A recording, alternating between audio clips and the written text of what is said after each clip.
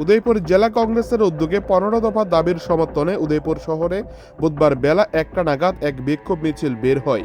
এই বিক্ষোভ মিছিলে অংশ নেন উদয়পুর জেলা কংগ্রেসের সভাপতি টিটন পাল, রাজ্য প্রদেশ কংগ্রেসের সাধারণ সম্পাদক মিলন কর, ব্লক কংগ্রেসের সভাপতি ও জেলা মহিলা কংগ্রেসের সভানেত্রী সহ প্রমুখ। বিক্ষোভ মিছিলটি প্রথমে দলীয় অফিস থেকে বের হয়ে উদয়পুর শহরের বিভিন্ন পথ পরিক্রমা করে জামতলা টাউন হলের সামনে এসে বিক্ষোভ সমাবেশে মিলিত হয়। বিক্ষোভ সমাবেশে ভাষণ রাখতে গিয়ে জেলা কংগ্রেসের সভাপতি টিটন পাল অভিযোগ করেন, বিভিন্ন সরকারি অনুষ্ঠানে শাসক দলীয় নেতাদের সমাজসেবকের নামে অনৈতিকভাবে অংশগ্রহণ ও হস্তক্ষেপ বন্ধ করতে হবে। বেকারদের কর্মসংস্থানের ব্যবস্থা করা ও নেশামুক্ত রাজ্য গড়তে নেশা কারবারিদের বিরুদ্ধে কঠোর ব্যবস্থা গ্রহণ করা এবং রাজ্য সরকারি কর্মচারীদের বকেয়া মিটিয়ে দেওয়া ইত্যাদি এই সকল দাবি নিয়ে এদিন প্রতিবাদে সোচ্চার হয় উদয়পুর জেলা কংগ্রেসের কর্মীরা।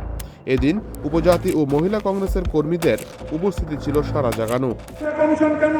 মহিলা কমিশন একটা নিরপেক্ষ সংস্থা, সেখানে নিরপেক্ষ লোক থাকার কথা ছিল, কিন্তু দুর্ভাগ্যজনকভাবে সম্পূর্ণ পরিকল্পিতভাবে এ রাজ্যের যাতে নারীদের অধিকার সুরক্ষিত না হয়, নারীরা যাতে বঞ্চিত হয়, নারীরা অত্যাচারিত হলে যাতে প্রশাসনিক সুযোগ সুবিধা পেতে না পারে, একটা গভীর ষড়যন্ত্র করে মহিলা কমিশনের মতন একটা গুরুত্বপূর্ণ পদে না সেখানে মহিলা মোর্চার রাজ্য সভানেত্রীকে চেয়ারপারসন সেখানে করা হয়েছে।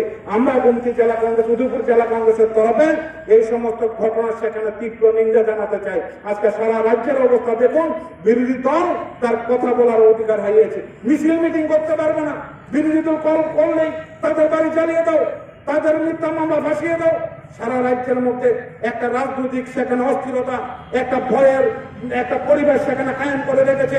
আমরা আজকে সবার মাধ্যমে প্রশাসনের কাছে আমরা দাবি করতে চাই, এ রাজ্যের প্রত্যেকটা রাজনৈতিক দল কংগ্রেস তার যাতে রাজনৈতিক চিন্তার চেতনা, তার বক্তব্য যাতে মানুষের কাছে তুলে ধরতে পারে এবং সরকারের অপশাসনের বিরুদ্ধে যাতে কংগ্রেস সেখানে আন্দোলন করতে পারে, মানুষকে যাতে সংগঠিত করতে পারে, প্রশাসনকে তার দায়িত্ব সেখানে গ্রহণ করতে হবে।